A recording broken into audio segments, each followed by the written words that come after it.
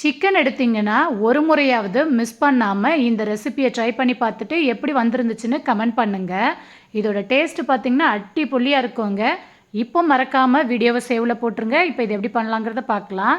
300 gram அளவுக்கு boneless சிக்கன்ல 1 teaspoon உப்பு, 1 டேபிள் ஸ்பூன் ஆச்சி சிக்கன் 65 மசாலா, 1 டேபிள் ஸ்பூன் தயிர், 1 டீஸ்பூன் இஞ்சி பூண்டு பேஸ்ட்டு, 1 டேபிள் ஸ்பூன் கார்ன்ஃப்ளவர் மாவு, கறிவேப்பிலை, கொத்தமல்லி, அரை எலுமிச்சை பழத்தோட சாறு சேர்த்து நல்லா மிக்ஸ் பண்ணி 1/2 மணி நேரம் ஊற வச்சுருங்க.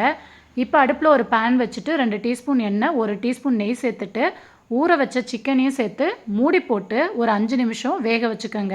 5 நிமிஷத்துக்கு அப்புறம் அடுப்பை சிம்மிலேயே வச்சு எல்லா பக்கமும் நல்லா திருப்பி விட்டு பொன்னிறமாக வந்ததுக்கப்புறம் ஒரு கைப்பிடி அளவுக்கு நீல வாக்கில் கட் பண்ணின பெரிய வெங்காயம், ஒரு கொத்து கருவேப்பிலை சேர்த்து 5 நிமிஷம் ஹை ஃப்ளேமில் வச்சு நல்லா மிக்ஸ் பண்ணிவிட்டு கடைசியாக கொத்தமல்லி தூவி சர்வ் பண்ணிங்கன்னா டேஸ்ட்டு சூப்பராக இருக்குங்க. இது ரசம் சாதம், பருப்பு சாதம், தயிர் சாதத்தோடு சாப்பிட அட்டகாசமாக இருக்குங்க.